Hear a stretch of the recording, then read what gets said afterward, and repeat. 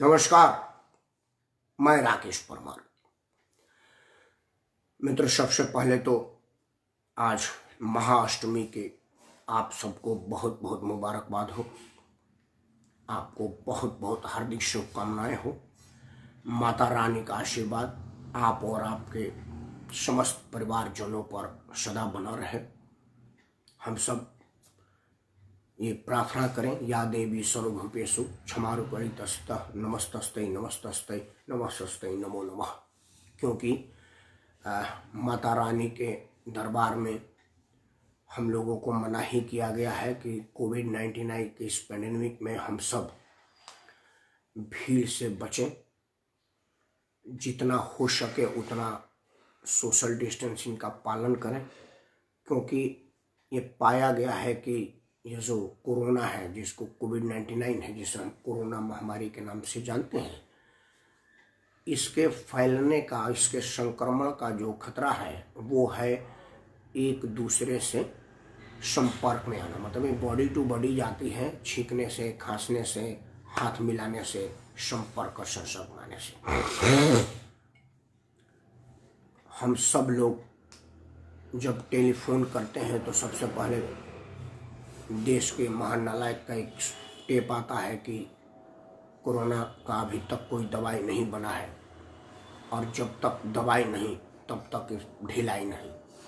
लेकिन एक चीज़ उसमें एडिशन हो गया कि अगर आपके यहाँ चुनाव है तो आप पर अप्लाई नहीं है। मतलब आपके यहाँ चुनाव है तो अप्लाई नहीं है। वहाँ पर कोरोना महामारी दम तोड़ रहा है, मुंह मरा रहा है, उसका कोई वैल्यू नहीं है, वहाँ आप कर सकते हैं। ये मैं नहीं कह रहा हूँ, ये हमारे देश का चुनाव आयोग कर रहा है, देश का प्रधानमंत्री कह रहा है, संविधान का शपथ लिया हुआ मुख्यमंत्री कह रहा है, मुख्यमंत्री बनने की ख्वाब देखने वाला नेता कह रहा है, राज्यसभा में संविधान की शपथ लेकर के चुना हुआ मेंबर पार्लियामेंट कह रहा है, विधायक कह रहा है, मंत्रीगण के लोग कह रहे हैं।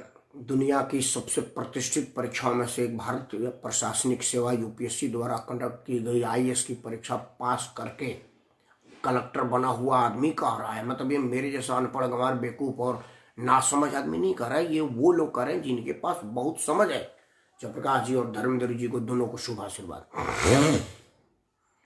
मुझे बड़ा अफसोस है कि हमारे देश में चुनाव आयोग नाम का एक चीज होता था। टीएन शेषन साहब ने बताया था उसके वैल्यू को, वो क्या वैल्यू दम तोड़ गई, खत्म हो गया। अगर ऐसा है तो दिल्ली स्थित चुनाव आयोग के कार्यालय में भैंस का दबेला खोला जाए, उसका दूध दही बना करके दिया जाए लोगों को, ताकि कुछ दिमाग फ्रेश हो। जयप्रकाश जी नमस्कार। उतनी बड़ी बिल्डिंग कब्जा किए हुए हो, हजारों करोड़ों रुपया इन्वेस्ट है, तुम्हारे पर खर्चा हो रहा है और उसका कोई मतलब नहीं है।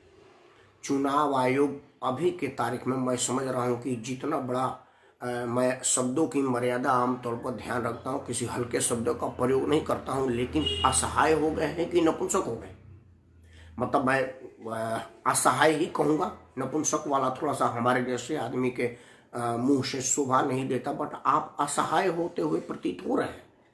क्योंकि कहाँ है आप ही का द्वारा जारी किया गाइडलाइन की 5 गाड़ी से ज़्यादा नहीं चलेगा, 2 आदमी से ज़्यादा पर्चा दाखिला में नहीं जाएगा, 100 आदमी 50 आदमी से ज़्यादा चुनाव के रैलियों में नहीं जाएगा। हम रैलियों में भीड़ देख रहे हैं तो 50 आदमी तो मंच पर चढ़ रहा है, वो भी गृह राज्य मंत्री के। 50 आदमी से ज़्यादा मंच पर, प्रधानमंत्री के सामने वाला मंच पर बैठा हुआ है। हालांकि सुरक्षा कारणों से तो कोरोना के बगैर भी प्रधानमंत्री का अलग मंच बनता था, चूँकि वो हाई सिक्योर्ड हमारे प्रधानमंत्री हैं, एसपीजी सुरक्षा में रहते हैं, तो उनका मंच बना था। लेकिन उनके सामने वाला मंच पर 50 से लोग ज़्यादा हैं। माननीय प्रधानमंत्री जी को ये दिखता नहीं है कि भाई कोरोना महामारी में चुनाव आयोग का एक गाइडलाइन है कि 50 आदमी ज़्यादा नहीं हो सकता। भारत का हाईएस्ट सिविल अथॉरिटी कानून का धज्जिया उड़ा रहा है। मैं प्रधानमंत्री के हर बात का इंडोर्स नहीं कर सकता, जो गलत है वो गलत है। पहले अपने वीडियो में कह चुका हूं कि आखिर क्या आवश्यकता थी आपको चुनाव कराने की, वो मैं पूछ चुका, उसको दोबारा नहीं पूछूंगा। लेकिन मैं ये प्रश्न पूछ रहा हूँ बिहार के प्रबुद्ध जनता से, उत्तर प्रदेश में जो कुछ एक जगह पर उपचुनाव हो रहा है उन प्रबुद्ध जनता से, या देश भर में जहाँ कुछ उपचुनाव हो रहे हैं। हालांकि मीडिया में तो सिर्फ ये दिखाया जा रहा है कि बिहार में चुनाव है, लेकिन मैं ये जानना चाहता हूँ कि भारत के माननीय प्रधानमंत्री जी, आप देश के हाईएस्ट सिविल अथॉरिटी हैं, कानून का पालन करना आपकी जिम्मेवारी है और आप स्वयं कानून तोड़ रहे हैं। इससे ज्यादा दुखद, शर्मनाक और चिंता योग्य कोई बात है का? इरफान को शुभ आशीर्वाद। कैसे हो इरफान भाई? मेरा ये कहना है कि चुनाव आयोग नाम की चिड़िया कहीं पर दिख नहीं रही है। संवैधानिक प्रतिष्ठानों का उन्मूलन, इससे ज़्यादा मैं इसके पहले कभी नहीं देखा था। हालांकि ये नहीं है कि 1952 से अब तक संवैधानिक सीटों पर बैठे हुए सब लोगों को खुली छूट होती थी, ऐसा मैं बिल्कुल दावा नहीं कर रहा।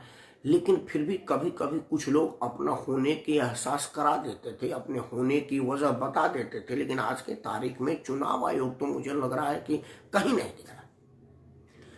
तब जिम्मेवारी आती है बिहार की उस प्रबुद्ध जनता का, क्योंकि इलाज आपको करवाना है अपने परिवार का। भारत के प्रधानमंत्री, मुख्यमंत्री, विपक्ष के नेता और नेतागण के लिए आप एक गिनती हैं कि 5 आदमी आया था, 1 आदमी आया था। समाचार वालों के लिए आप नंबर सभाएं कीजिए, 5 आदमी मर गए।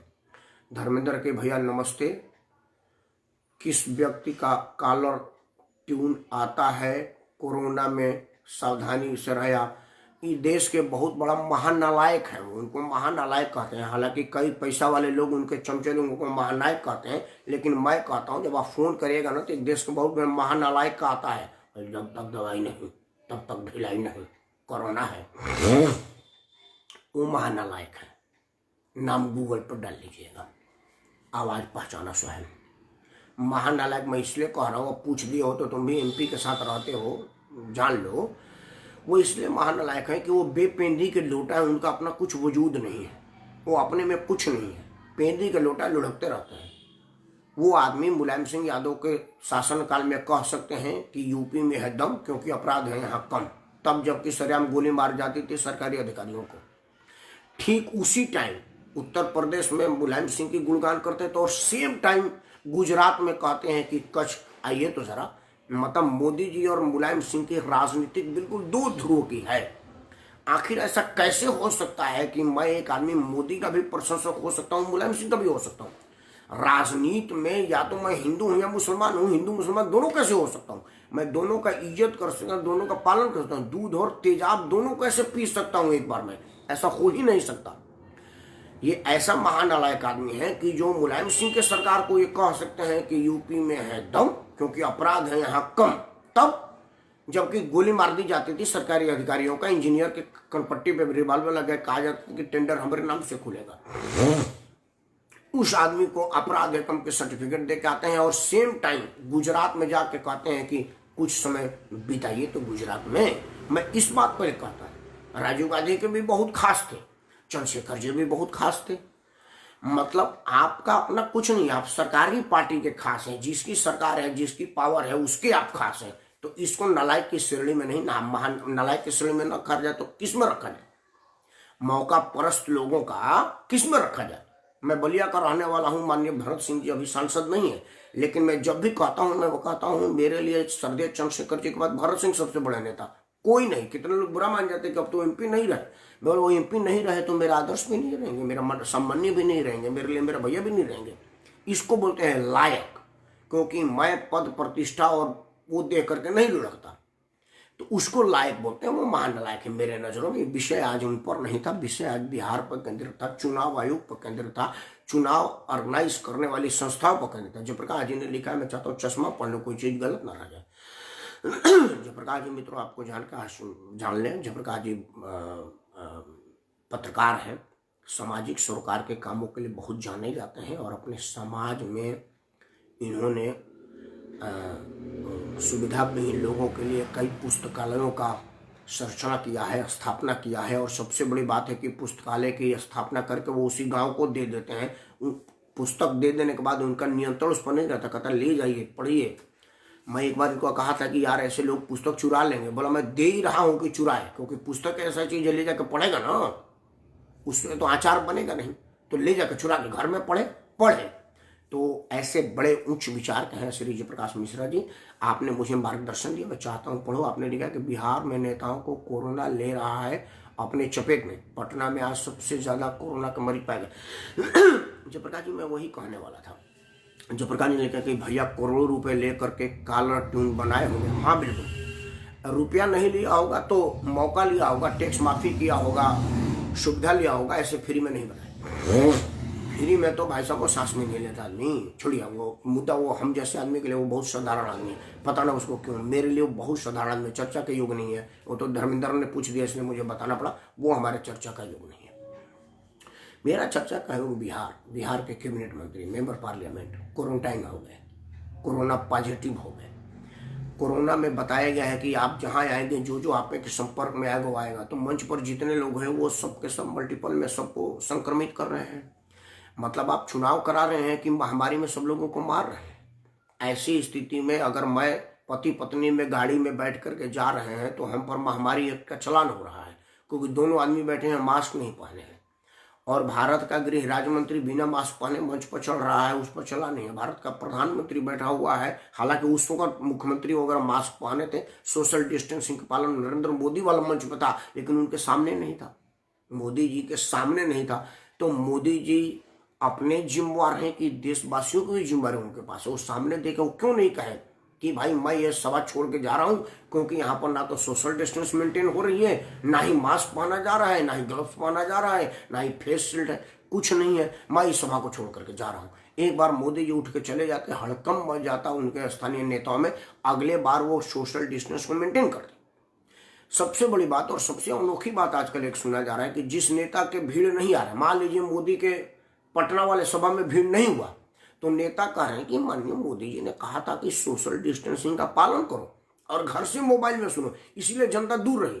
और फिर आरा वाले में भीड़ हो गए तो कह रहे कि मोदी जी को करोड़ों लोग देखना चाहते थे, टूट के उनके हाथ के आ गए। मतलब इतनी दोहरी दोगली या पागलपन वाला स्टेटमेंट हमारा नेता ही दे सकता है। मैं ये कह रहा हूं कि आप देश के एमपी एमएलए मुख्यमंत्री प्रधानमंत्री बनने के लिए चुनाव लड़ रहे हैं, और आप उसी जनता, जिस जनता के मतदान से आप इन सीटों को ग्रहण कर गए, उनका जान जोखिम में डाल रहे हैं। तो आप सब पर जानबूझकर नहीं, बट अनजाने में नहीं, जानबूझ करके लोगों का प्राण खतरे में डालने वाला केस आईपीसी के अंतर्गत क्यों न किया? मेरा सीधा सीधा है, चुनाव आयोग से मैं अब कुछ नहीं उम्मीद करता, क्योंकि अब तक मैंने कोई नोटिस नहीं देखा। आया होगा तो समाचार में नहीं है।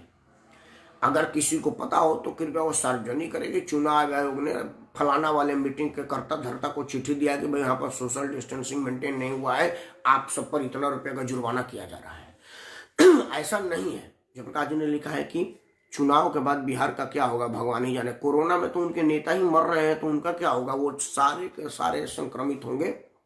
आप तो अभी अभी बिहार से आएंगे, चुनाव से पहले वहां पर महामारी जितनी थी अब ये विकराल रूप ले लेगी, क्योंकि जिस तरह की भीड़ जुट रही है नेताओं में, वो चाहे छोटा दल का नेता हो, बड़ा दल का नेता हो, भीड़ सब में जुट रहा है। भीड़, और कोई इतना सोशल डिस्टेंस का तो मतलब नहीं बनता, मास्क भी नहीं कोई पहन रहा, गमछी भी नहीं कोई पहन रहा। हमारे बिहार में अमूमन गमछी एक शौक है, गमछी वहां एक परिधान का अंग है, लेकिन तब भी वो लोग गमछी लटकाए हुए हैं, चेहरे पर नहीं लगा रहे, नाक में नहीं बंद कर रहे। ये बड़ा अफसोस की बात है। और सबसे बड़ा अफसोसजनक बात है कि मंच से इस बात का घोषणा भी नहीं हो रहा कि कृपया आप सबके सब अपने अपने मास्क लगा लीजिए या गमछा से मुंह ढकिए, क्योंकि आप अपने आप को खतरा में डाल रहे हैं और दूसरे को भी खतरे में डाल रहे हैं।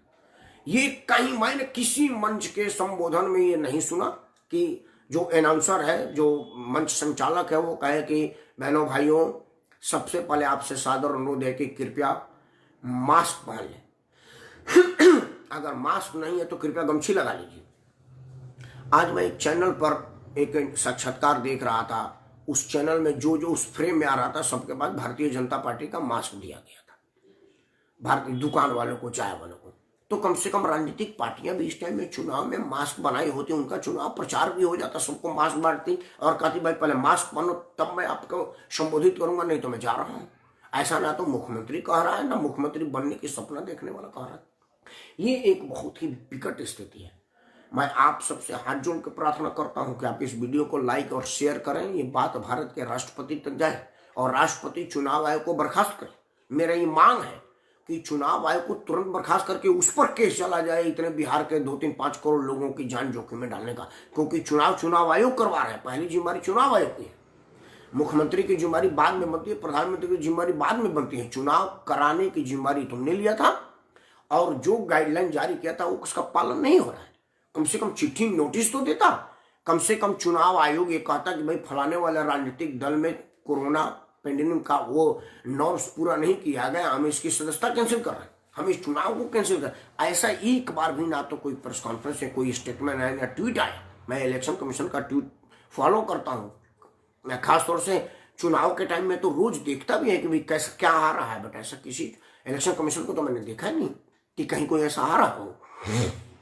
मैं आज इधर उधर और किसी तरह की और बात सम्मिलित नहीं करना चाहता कि कौन झूठ बोले। हालांकि आज मैंने मुद्दा बनाया था कि चर्चा करूं कि क्या अब भ्रष्टाचार चर्चा की योग भी नहीं रहा बिहार में, लेकिन मैं चाहता हूं कि मेरा विषय एक ही केंद्रित हो कि लोगों का ध्यान जाए, 2-3 बात एक साथ घाल में ना। अमूमन मैं 2-3 मुद्दों पर बात करता हूं घंटे घंटे तक, लेकिन आज मेरा वीडियो ना तो आधे घंटे का होगा, नहीं घंटे होगा, चाहिए 10 मिनट, 5 मिनट, 15 मिनट का वीडियो होगा। आज मेरा वीडियो एक प्रश्न ये होगा, पहला प्रश्न कि चुनाव की आवश्यकता क्यों थी।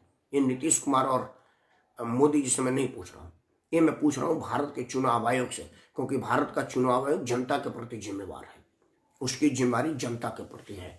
देश के प्रशासक जो कलेक्टर होते हैं ना, उनकी जिम्मेदारी जनता के लिए, वो लोक सेवक होते हैं, वो सत्ता सेवक नहीं होते, ना तो मोदी सेवक है ना नीतीश सेवक है, वो लोक सेवक है, वो लोक सेवा आयोग है, वो लोक सेवा है, जन सेवक है, उनका जनता का सेवा, जनता के प्रति उनकी अकाउंटेबिलिटी है। लोकतंत्र में सब जनता के प्रति अकाउंटेबिलिटी होती है। तो जो भारत के चुनाव आयोग हैं वो वरिष्ठतम भारतीय प्रशासनिक सेवा के अधिकारी हैं, IAS हैं, उनको ये शोभा नहीं देता कि वो इस तरह की असहायता का परिचय दें। अब देश की जनता, नेशन वांट टू नो कि भाई क्या मजबूरी थी कि आप एक नोटिस नहीं दे पा रहे हैं, क्या मजबूरी थी कि आप एक ट्वीट करने की हिम्मत नहीं कर पा रहे, क्या है आपने कुछ ऐसा बड़ा चीज कर रहा है जिसमें दबाव में है। क्योंकि हमने सुना है कि नेता अफसरों की चोरी बेईमानी, उनके द्वारा किए गए घोटालों पर पर्दा डालने रह के लिए अपने मतलब की चीज कराते हैं। हमने सिनेमा में देखा नहीं, वो ब्लैकमेल करते हैं ना कि फलाना वाला वीडियो आपका चल जाएगा, नहीं तो फलाना वाले पेपर पर साइन करो।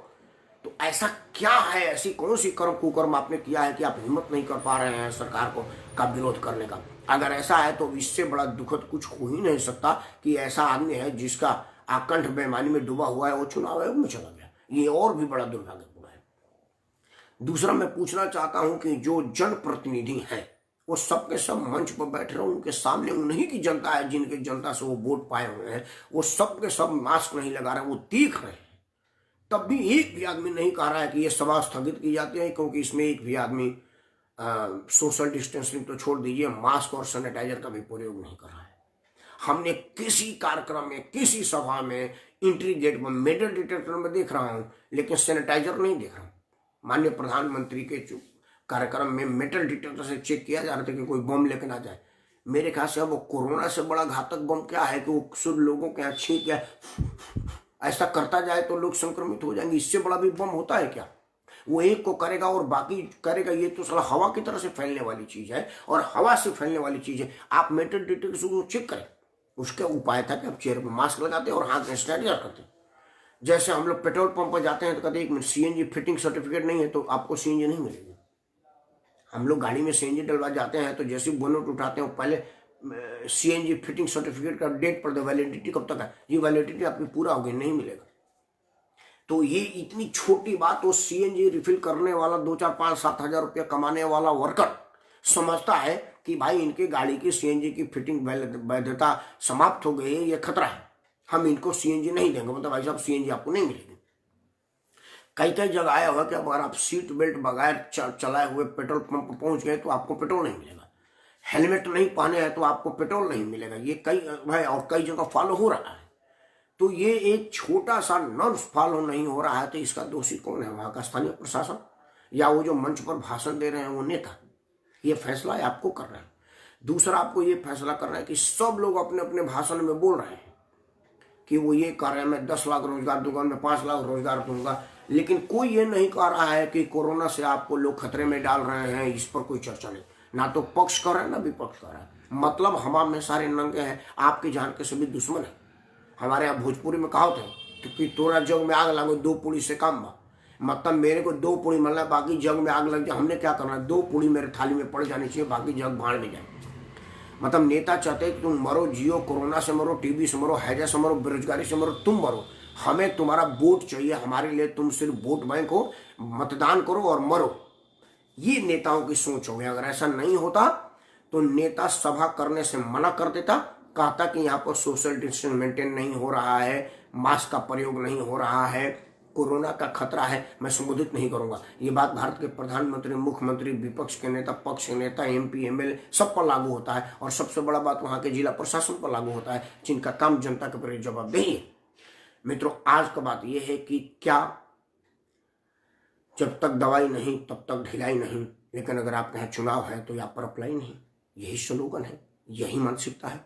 अगर है तो ये दुखद है और चिंताजनक है। मैं बिहार के प्रबुद्ध जनता से मांग करता हूं कि आप चुनाव के सभाओं में ना जाएं, मतदान जरूर करें, ये आपका काम है। और मतलब जो आपको सूट करे, जो आपको अच्छा लगे, जो आपके भले बुरे में आपके साथ खड़ा हो, आप उसको मतदान दें। लेकिन कम से कम हाथ जोड़ के आपसे प्रार्थना की कृपया सभाओं में ना जाए, क्योंकि आप देख रहे हैं कि आपको संबोधित करने वाले 3-3, 4-4 लोग क्वारंटाइन हो गए। मतलब उनको थोड़ी सी छींक आती है, वो क्वारंटाइन हो जाते हैं और आपको कहते हैं कि आप मरिए, हमारे लिए आप बहुत कीमती आदमी नहीं है। कुमार श्रीकांत साहब को साधक है। ये एक बहुत जटिल और बहुत दुखद विषय है कि नेता को छींक आती है तो क्वारंटाइन हो जाता है और आप कोरोना में मरिए क्योंकि आप उनके लिए वोट बैंक हैं। जब तक ये परिस्थिति आएगी तब तक दुखद होगा। आदरणीय कुमार श्रीकांत साहब को नमस्कार। मैंने बोला था, आपने मार्गदर्शन दिया है कि यार क्यों कोरोना पर होना जरूरी है। हाँ, बिल्कुल जरूरी है।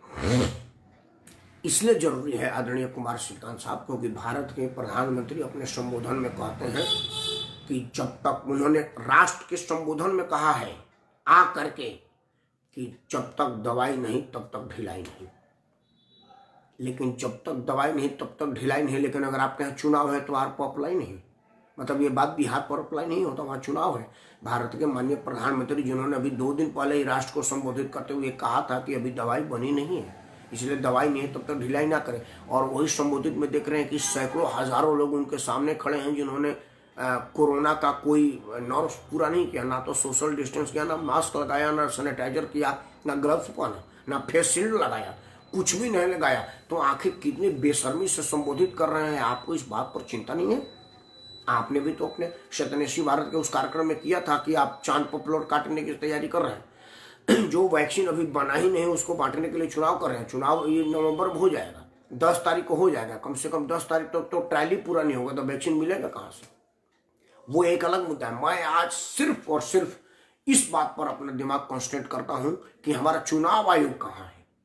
क्यों ना हम चुनाव आयोग में ताला लगा दे, अगर किसी या असहाय चुनाव आयोग है, ये विषय पर कृपया ये अंतर्राष्ट्रीय नेक्सस है मित्र, बिल्कुल बिल्कुल है तो ये कह दीजिए कि कोरोना कोई बीमारी नहीं है, ये सिर्फ बहाना है, अक्सर अंतर्राष्ट्रीय नेक्सस है, ताकि लोग निश्चिंत हो जाए। संभव जी लेकर के माननीय सुप्रीम कोर्ट संज्ञान क्यों नहीं ले रहा? मैं विनम्रता से क्षमा चाहते हुए कोर्ट में कंडक्ट में मैं नहीं बुक होना चाहता। मेरी बड़ी जिम्मेवारी है, बेटे बेटियों की शादी करना है और कमाऊ हुआ मैं ही घर में हूँ।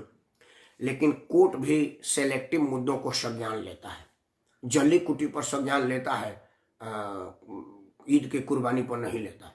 दिवाली में बम फोड़ा जाए इस पर संज्ञान लेता है, छठ में माइक ना बजाया जाए इस पर संज्ञान लेता है, लेकिन मुहर्रम के रैली में संज्ञान नहीं लेता है। ये क्या करें? हमारे यहाँ सुप्रीम कोर्ट या कोर्ट यही करता है। एक बार कोर्ट से क्षमा मांगते हुए, क्योंकि मुझ जैसा आदमी पकड़ने का कोर्ट पहले लगेगा, क्योंकि मैं कानून का विद्यार्थी हूँ, कानून को जानता हूँ, मुझे कोर्ट का मानना नहीं करना चाहिए था। हमारे बहुत बड़े, उनके सामने मेरा उनका पेपर उठाने की हैसियत नहीं है। उनको कोर्ट ने कोड ऑफ कंडक्ट में बुक कर दिया था, हालांकि उनके अपने औकात के हिसाब से 1 रुपया लगाया, क्योंकि वो 1 रुपया के आदमी है। वकील तो बहुत बड़े ही हैं, हैसियत उनकी बेशक 1 रुपया की हो, लेकिन 1 रुपया किया ना भाई, मतलब अवमानना का दोषी तो पाया गया ना। तो मेरे को तो उन्होंने कहना है कि भाई 1 लाख मार दो, तो उसी लायक भी नहीं है, तो मैं उस पर नहीं बोलता। लेकिन अफसोसजनक है कि सिलेक्टिव हो गया है। अनिल कुमार श्रीकांत लिख रहे कि आपको टाइम लगेगा अभी। नहीं टाइम लगेगा, मैं क्या करूं, ईश्वर करे। शंभू लिखते हैं क्या सबकी आंख बंद हो गई है? मेरा प्रश्न ही शंभू भाई यही है कि क्या सबकी आंखें बंद हो गई है? मुख्यमंत्री, प्रधानमंत्री, जिला प्रशासन से लेकर के हम और आप भी, कहाँ कोई आदमी समाचार चैनल में कहीं आया कि जब तक दवाई नहीं तब तक ढिलाई नहीं, और अगर आपके यहाँ चुनाव है तो अप्लाई नहीं? कोई समाचार वाले इस विषय को स्टोरी बनाया? सभी बता रहे हैं कि नीतीश जी के भीड़ में इतना भीड़, तेजस्वी के जनसभा में इतना भीड़, चिराग पासवान में इतना भीड़, सबको सब टीवी में दिखा रहे, लेकिन एक भी नहीं कह रहा है कि चिराग पासवान इंटरव्यू में नहीं पूछा कि मोदी जी, अमित शाह जी, नीतीश जी, लालू जी के बेटा जी, रामविलास जी के बेटा जी, आप यार हैं, ये आप ही के लोग हैं, और एक आदमी को सोशल डिस्टेंस नहीं कर रहा। इस पर कोई प्रश्न ही नहीं कर रहा है। लोग ये कह रहे हैं कि आप में भीड़ बहुत बड़ी आ रही है, आप ही जीत रहे हैं। ये चिंता का विषय। लेकिन हाँ, जिसका कोई नहीं उसका तो प्रमाण है यार। जो मुद्दा कोई नहीं उठाएगा, हम सत्यान्वेषी भारत को उठाते हैं कुमार श्रीकांत जी के दिशा निर्देश में, और अपने पे उठाते हैं। हम तो उठाते रहेंगे, पूछते रहेंगे और आपको जगाते रहेंगे। अब आप जगे ना जगे ये आपका कहना है, लेकिन मेरा मानना है कि जो सोया होता है ना, उसे जगाना आसान है, लेकिन जो जगा होता है उसको जगाना मुश्किल ही नहीं, नामुमकिन है। लेकिन ये हमने नामुमकिन टास्क लिया है और ये करते रहेंगे, आपका दरवाजा पीटते रहेंगे जब तक आप जगेंगे नहीं। असली और सच्चे और पक्के मुद्दे आपके सामने रखते रहेंगे। आप मेरे मुद्दे के साथ हो या ना हो, ये आपका काम है, लेकिन मैं अपना कर्तव्य पूरा करता रहूँगा। बिहार चुनाव में मैं सभी लोगों से दुखी हूँ, सभी लोगों से घोर निराशा के साथ मैं ईश्वर से प्रार्थना करता हूँ। माता रानी का नवरात्रा चल रहा है कि माता रानी बिहार वासियों पर अपनी कृपा बनाए रखें और उनके आशीर्वाद से लोगों में कोरोना ना हो, क्योंकि आप सरकार के लिए एक नंबर है। 1 मरा, 2 मरा, 5 मरा, 15 घायल, 50 जख्मी, 50 इन्फेक्टेड, लेकिन आप अपने परिवार के लिए एक पूरा संसार है।